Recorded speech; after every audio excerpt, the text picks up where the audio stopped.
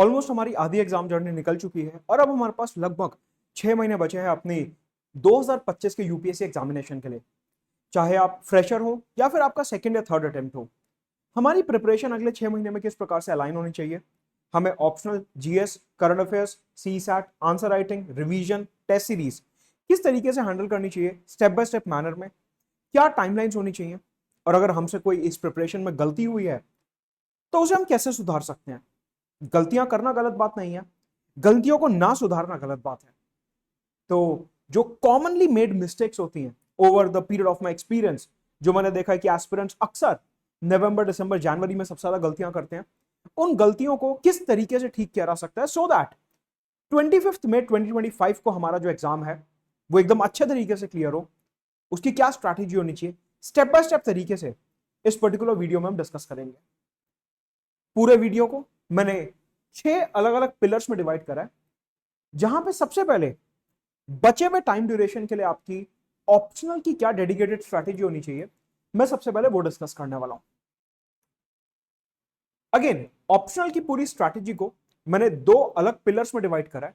एक उन एस्पिरेंट्स के लिए जो कि फ्रेशर्स हैं, यानी कि पहली बार अपना 2025 में अटेम्प्ट दे रहे हैं, और एक स्ट्रैटेजी उनके लिए जो रिपीटर्स हैं, यानी कि जिनका second, third, fourth, fifth attempt है 2025 में। अगर आप फ्रेशर हैं और आप पहली बार यूपीएससी में अपियर हो रहे हैं 2025 में, तो देखिए optional is one of the most important papers जो लगभग आपके 500 मार्क्स कैरी करता है मेंस की स्टेज में, जो कि मेरिट लिस्ट को कैलकुलेट करने में काउंट होते हैं। अगर मैं आपको एक पर्टिकुलर टाइमलाइन दिखाऊं तो आपको पता है कि हमारा प्रीलिम्स का एग्जामिनेशन 25 मई को है और हमारी मेंस की जो परीक्षा है वो 22 अगस्त से शुरू हो रही है, यानी कि एग्जैक्ट 90 डेज का गैप यूपीएससी ने हमें प्रीलिम्स और मेंस में दिया है 2025 के कैलेंडर के हिसाब से। मतलब कि ये जो प्रीलिम्स और मेंस के बीच का गैप है 90 डेज का, इसमें हम sufficiently GS 1, 2, 3, 4, compulsory languages, essay examination और आंसर राइटिंग प्रैक्टिस कर सकते हैं और रिवीजन कर सकते हैं। मतलब कि ये टाइम ड्यूरेशन कुछ ऐसा है जहां पे हम कुछ नया नहीं कर सकते कि अभी हमारा कुछ छूट गया है या हमने आज तक एक बार भी नहीं पढ़ा तो उसे इस 90 डेज में कर लें, वो थोड़ा सा असंभव लगता है, थोड़ा सा इंपॉसिबल लगता है। एंड दैट इज वाई आप में से जो भी फ्रेशर एस्पिरेंट्स हैं उनके लिए मेरा एक सिंगल एडवाइस रहेगा कि सबसे पहला फोकस आज की तारीख में आपका ऑप्शनल को खत्म करने पे होना चाहिए, कि एटलीस्ट एक बार हमने दोनों ऑप्शनल के पेपर्स को खत्म कर लिया है, और इसके लिए आपको एक टाइमलाइन बनानी होगी, दैट इज 15 जनवरी 2025। मैं ये मानता हूं कि इससे लेट आपको ऑप्शनल नहीं होना चाहिए, क्योंकि इसके बाद जैसे जैसे समय आगे बढ़ेगा आप test series, CSAT, budget, economic survey, current affairs के कंपाइलेशन, प्रीलिम्स ओरिएंटेड रिवीजन की तरफ आगे बढ़ेंगे, और आपको ऑप्शनल जैसे हैवी सब्जेक्ट, कोर सब्जेक्ट को करने का समय नहीं मिलेगा। तो अगर आपने अभी तक ऑप्शनल ठीक तरीके से एक्सेलरेट नहीं करा है तो मेरा रिकमेंडेशन सबसे पहले रहेगा कि आप 15 जनवरी को एक डेडलाइन मान के ऑप्शनल को कवर करने की कोशिश करिए। अगर आप इस डेट से आगे अपने ऑप्शनल को ले जाना चाहते हैं तो वो सिर्फ एक सिनारियो होगा जब आपकी जीएस 80 to 90% खत्म हो चुकी है, कि आपने environment, science and tech, ethics, polity, history, geography, economy almost सब कुछ खत्म कर लिया और अब सिर्फ ऑप्शनल रहता है। उस केस में आप लगभग 15 मार्च से पहले पहले ऑप्शनल को खत्म कर सकते हैं। लेकिन ये वो वाला केस है जब आपका जीएस 80 to 90% कंप्लीट हो चुका है।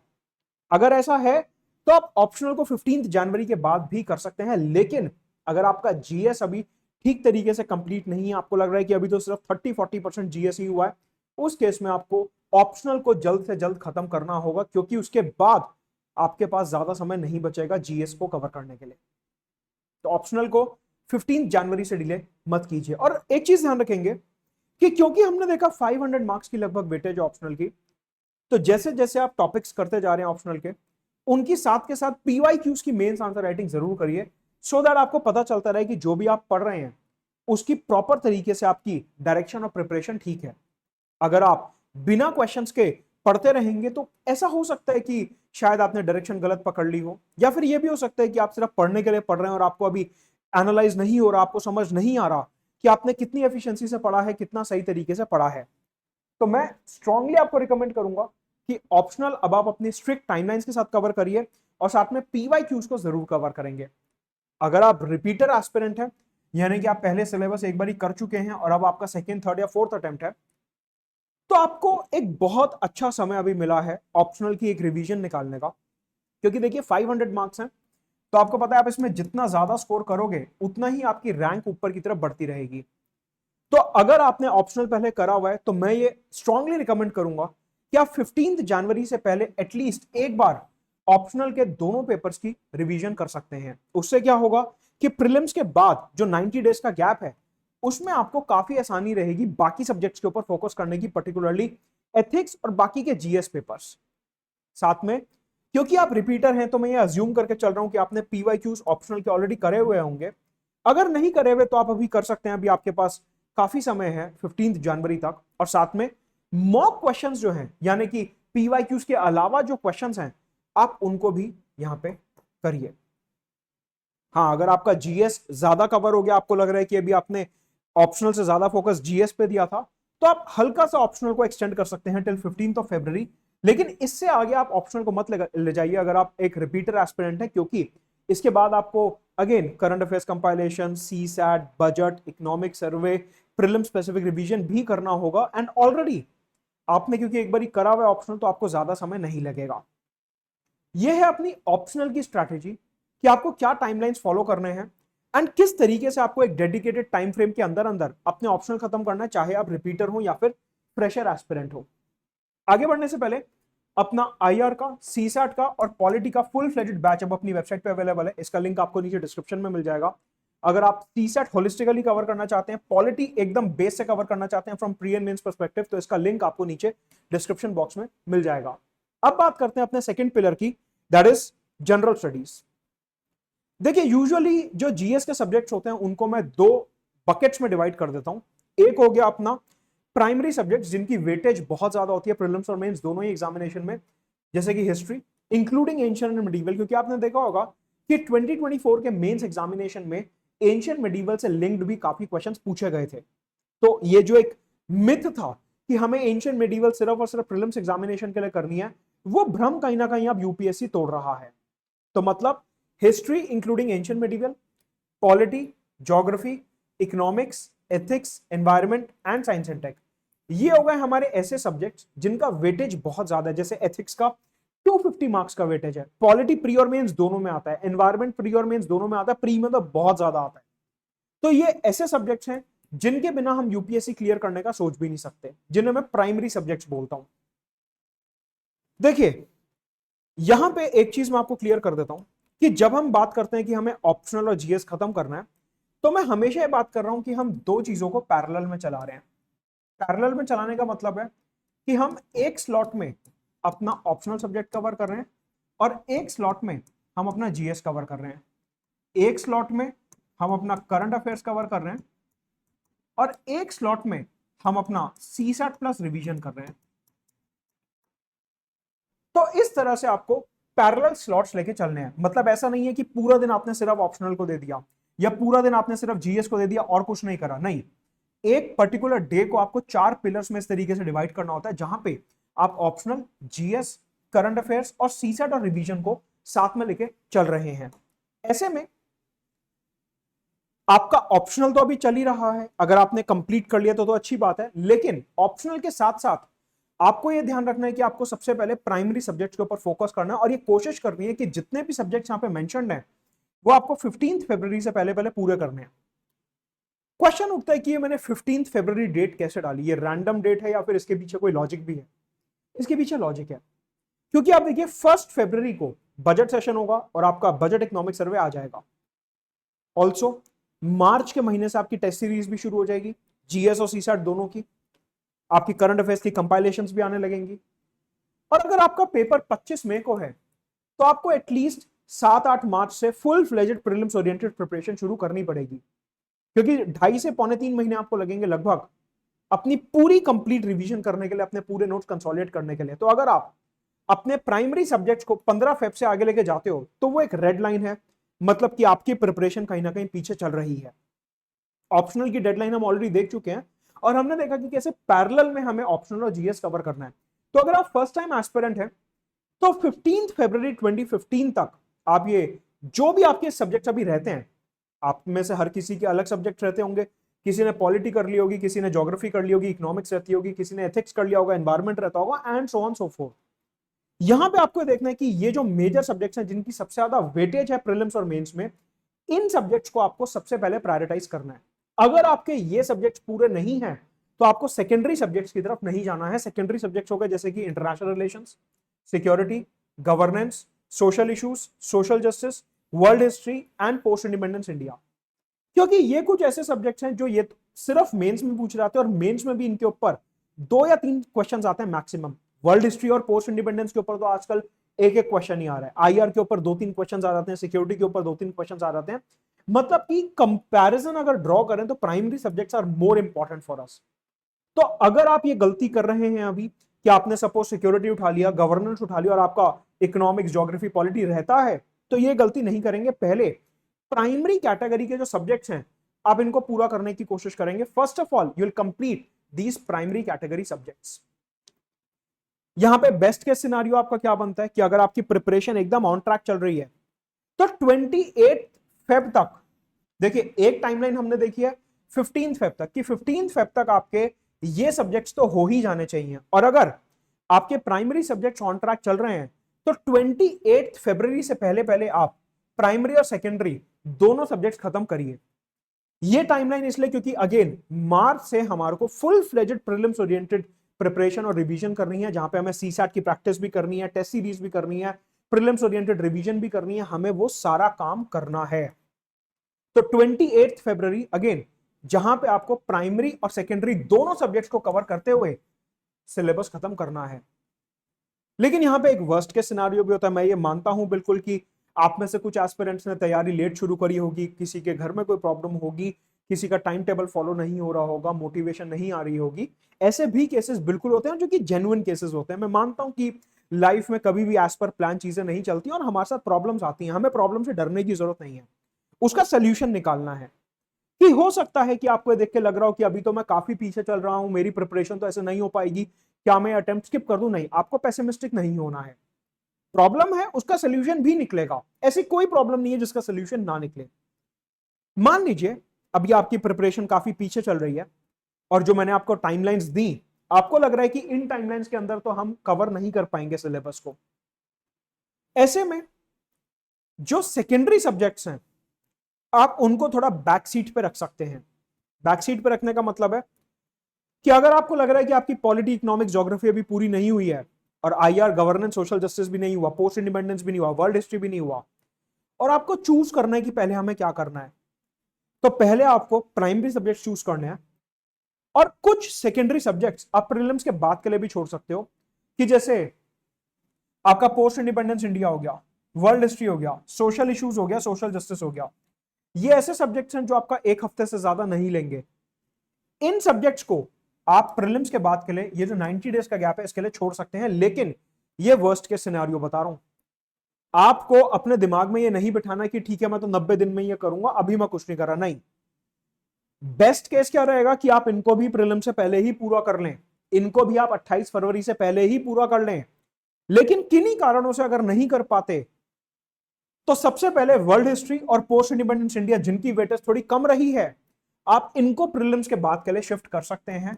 मतलब कि हमारा एक सिनारियो क्या बनता है कि अगर आपके प्राइमरी सब्जेक्ट्स अभी पूरे नहीं है और सेकेंडरी भी कंप्लीट नहीं है, तो पहले आप प्राइमरी पे फोकस करिए। सेकेंडरी सब्जेक्ट्स छोटे सब्जेक्ट्स हैं, वो ऐसे सब्जेक्ट्स हैं जो प्रीलिम्स के बाद भी थोड़े थोड़े पूरे किए जा सकते हैं।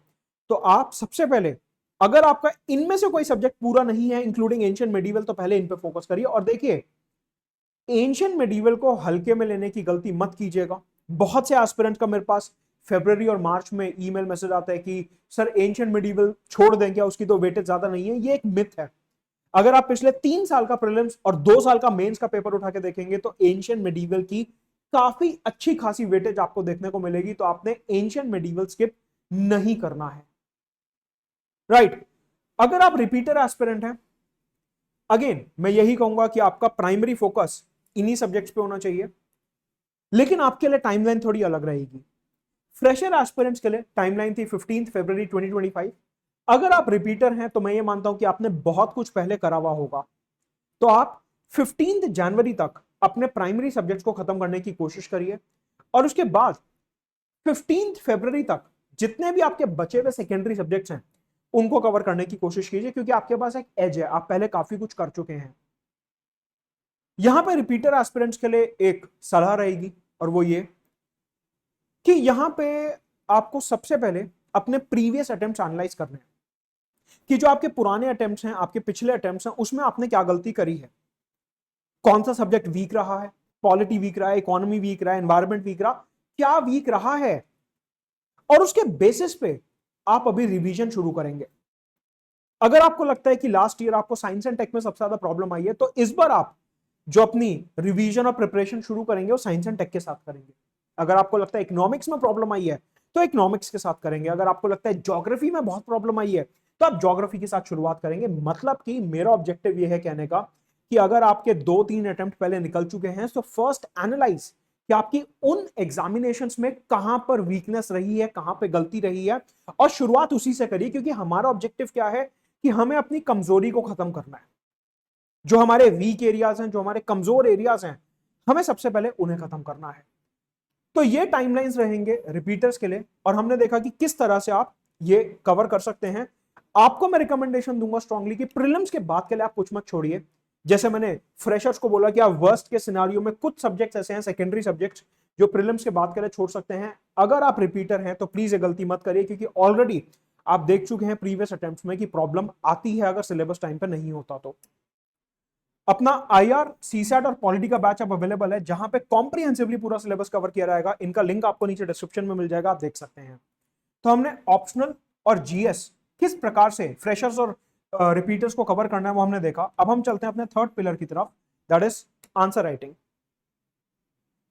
आंसर राइटिंग के केस में एक कॉमन स्ट्रैटेजी रहेगी रिपीटर्स और फ्रेशर्स के लिए कि जैसे जैसे आप सब्जेक्ट कवर कर रहे हैं, जैसे जैसे आप टॉपिक्स कवर कर रहे हैं, आप अपने मेंस के पीवाईक्यूज को साथ में करते चलिए और साथ में ही अपने आंसर राइटिंग करते चलिए।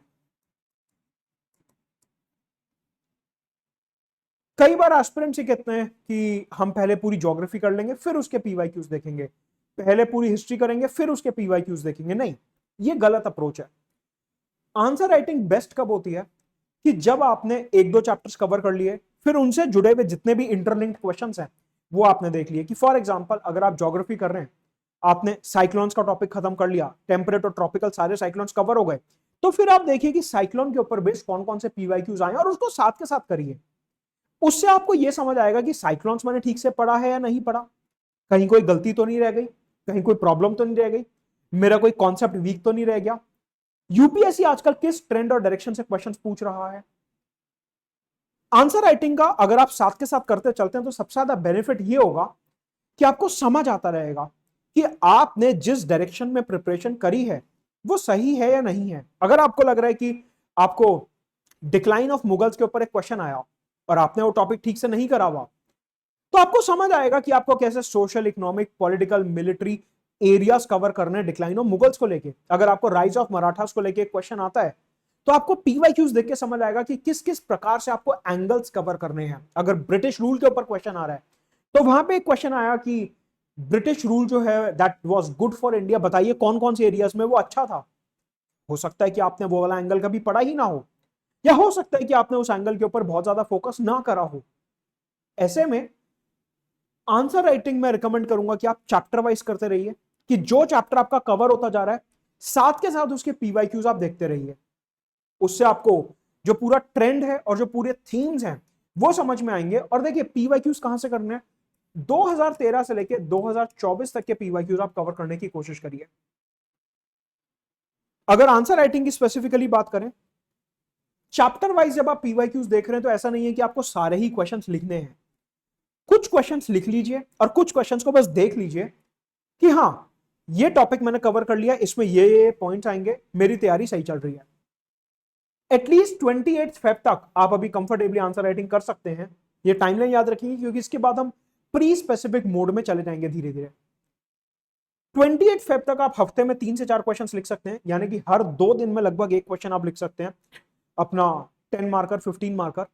तो उससे आपका एक फ्लो बना रहेगा। और प्रीलिम्स के बाद क्योंकि हमारे पास सिर्फ 90 डेज का गैप है, आपको आंसर राइटिंग में बहुत ज्यादा प्रॉब्लम नहीं आएगी। अगर आपने अभी आंसर राइटिंग नहीं करी तो इन 90 डेज के गैप में आपको बहुत ज्यादा पैनिक फील होगा कि सर हमने तो आज तक आंसर राइटिंग कभी करी ही नहीं है, हमें क्या करना है। तो चाहे आप फ्रेशर हो या रिपीटर हो, आंसर राइटिंग के लिए स्ट्रिक्टली आप ये स्ट्रैटेजी फॉलो करिए कि जो चैप्टर आप कर रहे हैं साथ के साथ उसके मेंस के पीवाईक्यूज 2013 से जो आए हैं उनको कवर करते रहिए।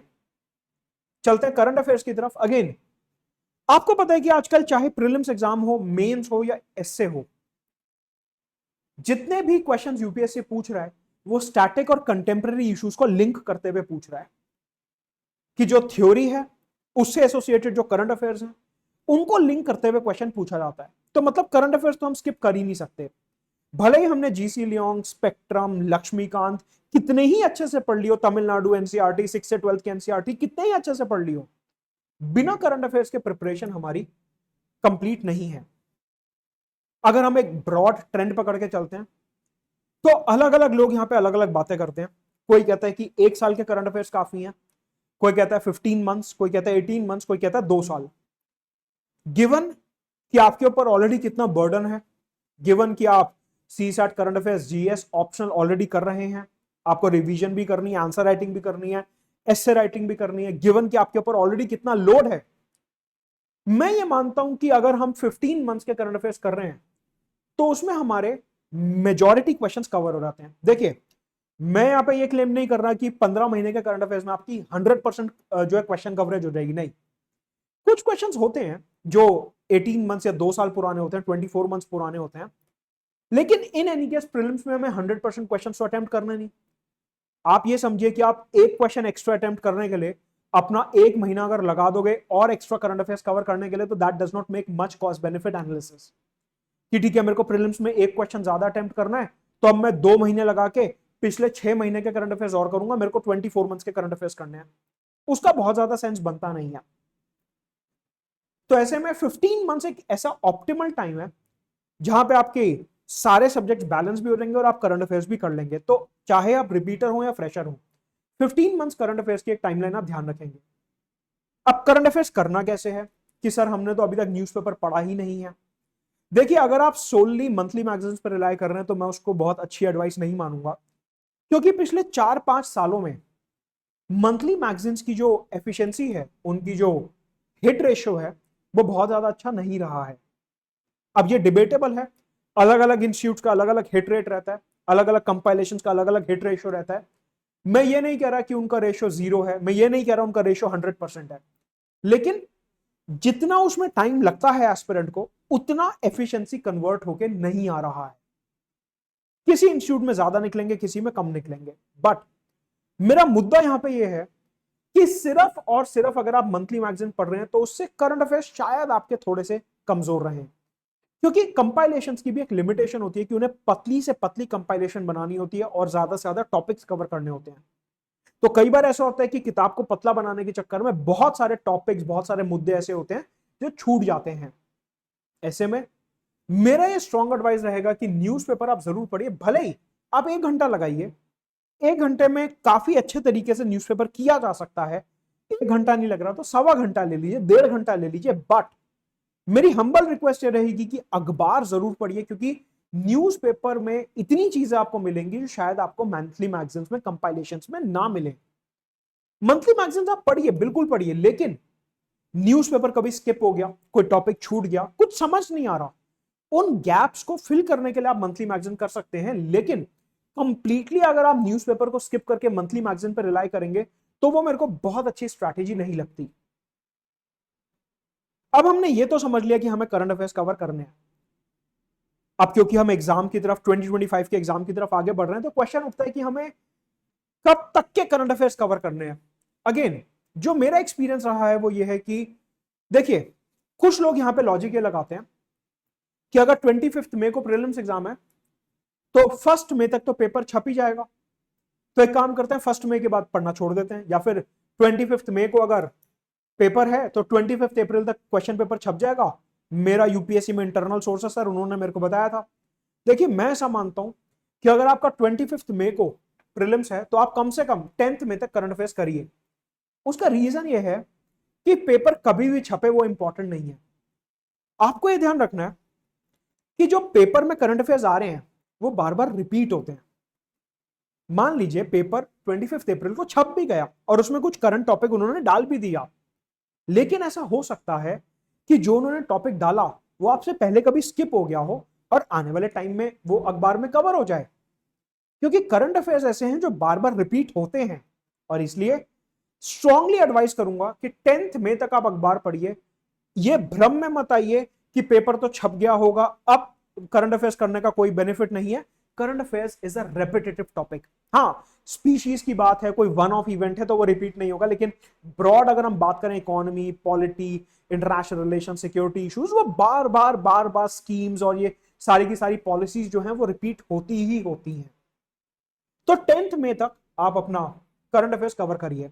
अब अगला प्रॉब्लम जो आता है आपको वो ये आता है, जो मैं समझता हूं कि सर बीच में सेमेस्टर एग्जाम्स थे, फेस्टिवल्स आ गए, छठ पूजा दिवाली आ गई, या बीच में हम बीमार हो गए, घर में कोई प्रॉब्लम आ गई, ब्रेक आ गया, डीमोटिवेशन हो गया, डिसिप्लिन ब्रेक हो गया, कंसिस्टेंसी नहीं बनी, अखबार स्किप हो गया, हम करंट अफेयर्स ठीक से नहीं कर पाए, तो बैकलॉग के लिए हमें क्या करना है? बैकलॉग का बेस्ट तरीका है कि आप उस महीने की, जब आपको लगता है कि आपने अखबार नहीं पढ़ा, उस महीने की आप मंथली मैगजीन्स करिए। अगर आपके माइंड में यह आ रहा है कि हम पीछे जाके वापस से पुराने अखबार पढ़ लेंगे, तो वो मेरे हिसाब से बहुत ज्यादा अच्छी एडवाइस नहीं है, क्योंकि इतना ज्यादा समय आपके पास अब बचा नहीं है। तो आपको जहां भी लगता है कि जिस भी महीने में आपने कंसिस्टेंसी मेंटेन नहीं करी है, वहां पे आप अपनी मंथली मैगजीन्स उस महीने की रेफर कर सकते हैं। फॉर एग्जांपल, आपको लगता है कि जुलाई 2024 आपने अखबार नहीं पढ़ा, आपके सेमेस्टर एग्जाम्स थे, प्रॉब्लम थी, आप जुलाई 2024 की मंथली मैगजीन से उस महीने के जो बचे हुए करंट अफेयर्स हैं वो कवर कर सकते हैं।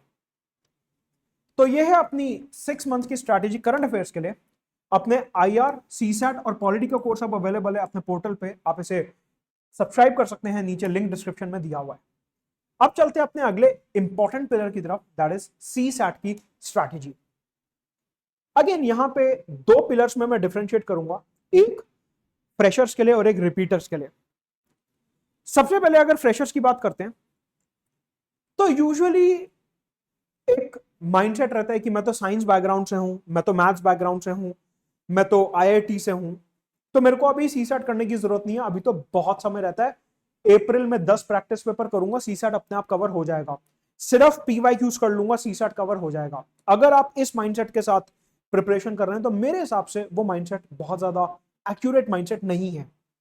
उसका रीजन है कि अगर आप ये क्वेश्चन मुझसे पूछते हैं 2021 में या 2022 में, तो मैं कहता हाँ ठीक है, मार्च में शुरू कर लेना, सीसैट आसानी से हो जाएगा। बट 2023 और 2024 में यूपीएससी ने सीसैट में जो बाउंसर डाला है, वो आईआईटीएन से भी बहुत सारे मैथ्स बैकग्राउंड के छात्रों से भी हैंडल नहीं हुआ है। और ये रियलिटी है कि जीएस में तो 100, 105, 110 नंबर बन गए, लेकिन सीसैट में 40 मार्क्स बने।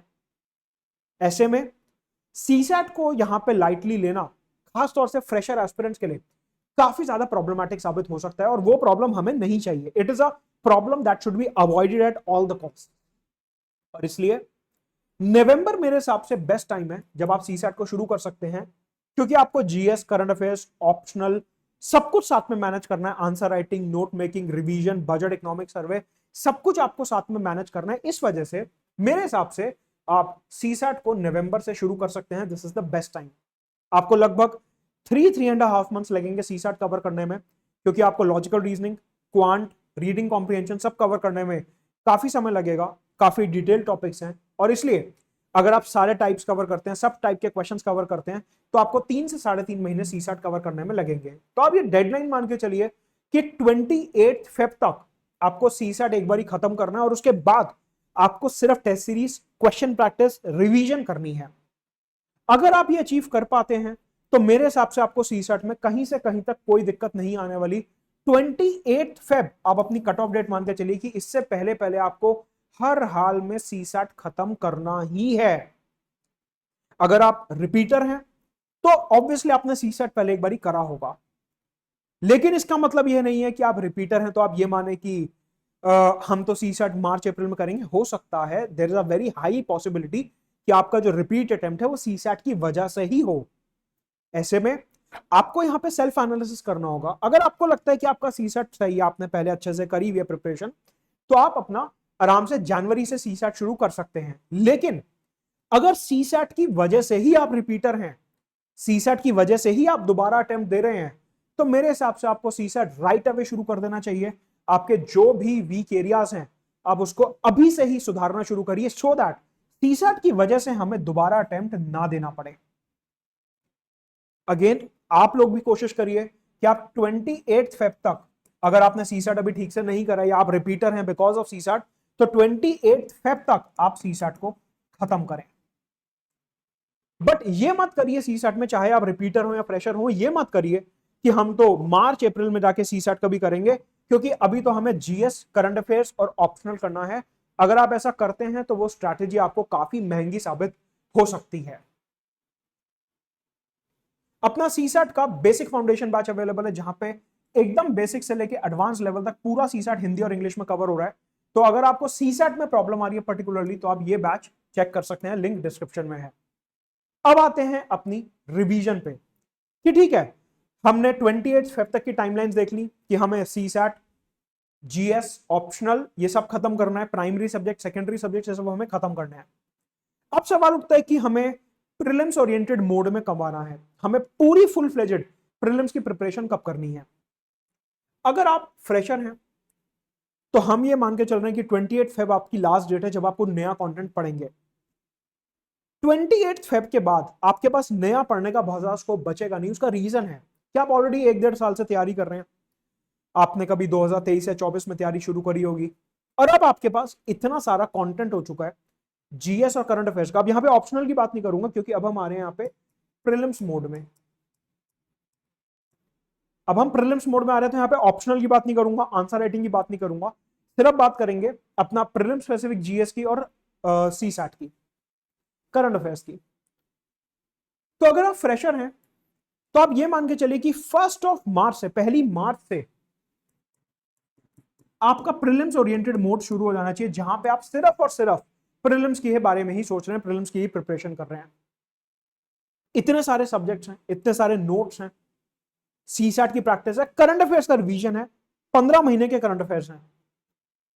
1 मार्च से आपको टॉपिक वाइज रिवीजन शुरू कर देना है कि ठीक है, मैंने पॉलिटी उठा ली, अब मैं पॉलिटी रिवाइज करूंगा, साथ में पॉलिटी के जो करंट अफेयर्स हैं उन्हें भी रिवाइज साथ साथ करता चलूंगा, सो दैट स्टैटिक और करंट लिंक हो जाए। अब देखिए, अभी तक क्या हो रहा था, हम थ्योरी अलग पढ़ रहे थे, करंट अफेयर्स अलग पढ़ रहे थे, लेकिन आपके माइंड में जो बेस्ट लिंकेज बनेगा वो कब बनेगा, जब आप करंट और स्टैटिक को साथ में रिवाइज कर रहे हो, और वो टाइम है 1 मार्च से। और ये सेम स्ट्रैटेजी रिपीटर्स के लिए भी अप्लाई होती है, उनका टाइमलाइन थोड़ा अलग रहेगा, लेकिन स्ट्रैटेजी ये रहेगी कि जब भी आप रिवीजन कर रहे हो तो उसमें स्टैटिक और करंट साथ में लेके उन्हें रिवाइज कर रहे हो, सो दैट आपकी कॉम्प्रिहेंसिव यहां पे प्रिपरेशन हो रही है। क्योंकि हम यहां पे प्रीलिम्स मोड में आ चुके हैं 1 मार्च से, तो जब आप करंट और स्टैटिक को रिवाइज कर चुके, साथ में उस टॉपिक के जो भी प्रीलिम्स के पीवाईक्यूज आए हैं 2013 से लेके अभी तक, उनको साथ के साथ सॉल्व करते चलिए अलोंग विद ऑप्शनल एनालिसिस। जितने भी ऑप्शन एनालिसिस हैं, मान लीजिए आपने A B C D 4 option हैं, C is the correct answer, तो आपको साथ में यह भी देखते हुए चलना है कि ए, बी और डी गलत आंसर क्यों होगा। सही आंसर तो हमने देख लिया, लेकिन हमें गलत आंसर भी देखना है। क्यों? क्योंकि यूपीएससी आजकल पुराने ईयर्स के गलत ऑप्शन में से अगले साल के क्वेश्चंस बना रहा है, और इसलिए रिवीजन करते हुए आपको इन बातों का ध्यान रखना है। अगर आप रिपीटर हैं तो आपको सेकेंड वीक ऑफ फरवरी से, यानी कि लगभग आप मान के चलिए 15 फरवरी से आपको प्रीलिम्स ओरिएंटेड मोड में आ जाना है, प्रीलिम्स स्पेसिफिक रिवीजन शुरू कर देनी है। 15 फेब के बाद आप कोशिश करिए कि आप कुछ भी नया कंटेंट नहीं पढ़ रहे। यहां से आप 15 फेब के बाद से कंप्लीट प्रीलिम्स ओरिएंटेड मोड में है, जहां पे आप अपना करंट अफेयर्स और स्टैटिक को साथ में लेके चल रहे हैं कि अगर आप एनवायरनमेंट पढ़ रहे हो और एनवायरनमेंट के करंट अफेयर्स, उनको साथ में मर्ज करके पढ़िए और उसके पीवाईक्यूज एनालाइज करते चलिए। बात आती है कि टेस्ट सीरीज कब कर सकते हैं और टेस्ट सीरीज का बेस्ट टाइम क्या रहेगा। तो अगर हम प्रीलिम्स ओरिएंटेड टेस्ट सीरीज की बात करते हैं तो आप ये 15 फेब के बाद ज्वाइन कर सकते हैं। उससे पहले ज्वाइन करने का बहुत ज्यादा मतलब बनता नहीं है अगर आपका सिलेबस पूरा नहीं है तो। देखिए, टेस्ट सीरीज का मतलब क्या होता है, एक ऐसा टूल है टेस्ट सीरीज जो आपको मदद करता है ये देखने में कि आपने प्रिपरेशन कितने अच्छे से करी है और आपकी रिवीजन अच्छे से हो रही है या नहीं हो रही। बहुत से एस्पिरेंट गलती करते हैं कि अभी सिलेबस पूरा नहीं हुआ लेकिन टेस्ट सीरीज ज्वाइन कर ली, फोमो में, फोबिया में, एंजाइटी में। और कुछ एस्पिरेंट्स ये भी माइंडसेट लेके आते हैं कि देखिए सिलेबस तो पूरा हुआ नहीं, एक काम करते हैं 50 टेस्ट करते हैं, 50 टेस्ट में 100 क्वेश्चंस हैं, यानी कि 5000 क्वेश्चन हो गए। यूपीएससी उसके बाहर से तो कुछ पूछ नहीं सकता, तो अब मैं क्या करता हूं 5 इंस्टीट्यूट के 10-10 टेस्ट कर लेता हूं, 5000 क्वेश्चन हो गए। अब मेरी प्रिपरेशन एकदम रॉक सॉलिड हो जाएगी। देखिए पिछले 10 साल से मैं यूपीएससी इंडस्ट्री में पढ़ा रहा हूं और ऐसे मैंने बहुत एस्पिरेंट्स देखे हैं जो ईयर ऑन ईयर मेरे बोलने के मना करने के बाद भी ये सेम स्टंट करते आ रहे हैं और उन्हें बाद में पछताना पड़ता है। सिलेबस और बेसिक सोर्सेस, एनसीईआरटी, न्यूज़पेपर और बेसिक रिसोर्सेस का कोई ऑल्टरनेटिव नहीं है। अगर आप ये सोच रहे हैं कि सिर्फ और सिर्फ 50 टेस्ट कर लेने से मेरी प्रिपरेशन पूरी हो जाएगी और यूपीएससी उसके बाहर से नहीं पूछेगा, तो ये एसएससी और जेई का एग्जाम नहीं है, यूपीएससी का एग्जाम है। आप एक गलत माइंडसेट लेके चल रहे हैं। टेस्ट सीरीज हमेशा एक लिमिट में करनी चाहिए क्योंकि हमारा प्राइमरी फोकस रिवीजन है। एस्पिरेंट कई बार यहां पे भावनाओं में बह जाते हैं और उनको लगता है कि रिवीजन से ज्यादा जरूरी टेस्ट सीरीज है, whereas it is other way round. Revision ज्यादा जरूरी है। आप अपने नोट्स को, एनसीईआरटी को, बेसिक रिसोर्सेज को, स्टैंडर्ड सोर्सेज को जितनी ज्यादा बार रिवाइज करेंगे उतना ही आपका स्कोर प्रीलिम्स में इंक्रीज होगा। ज्यादा टेस्ट लगाने से आपका प्रीलिम्स का स्कोर बहुत ज्यादा इंक्रीज नहीं होगा क्योंकि टेस्ट सीरीज की भी अपनी लिमिटेशंस होती हैं। तो ऐसे में एक बैलेंस्ड अप्रोच लेते हुए, रिवीजन के साथ टाइम मैनेज करते हुए, आप अगर टेस्ट सीरीज की बात करें तो आपको जीएस के लगभग 10 टेस्ट यानी कि 1000 क्वेश्चन मोर देन सफिशिएंट है और सीसेट में 7 से 8 टेस्ट यानी कि लगभग 600 क्वेश्चन आपके मोर देन सफिशिएंट है। अगर हम मेंस की बात करें तो मेंस की test series in any case आपको प्रीलिम्स के बाद ही अटेम्प्ट करनी है। तो आपको ध्यान रखना है कि ये जो स्टंट होता है ना कि हम 50 जीएस के टेस्ट कर लेंगे, 70 जीएस के टेस्ट कर लेंगे, 10,000 क्वेश्चंस कर लेंगे, 12,000 क्वेश्चंस कर लेंगे, वो स्टंट आपको यहां पे पुल ऑफ नहीं करना है। अपना आईआर, सीसैट और पॉलिटी का कोर्स अब अवेलेबल है, इसका लिंक आपको नीचे डिस्क्रिप्शन में मिल जाएगा जहां पे कॉम्प्रिहेंसिवली हम पूरा सिलेबस कवर कर रहे हैं। तो आई होप आपको थोड़ी सी डायरेक्शन मिली होगी कि अगले 6 महीने आपको किस प्रकार से यूटिलाइज करने हैं।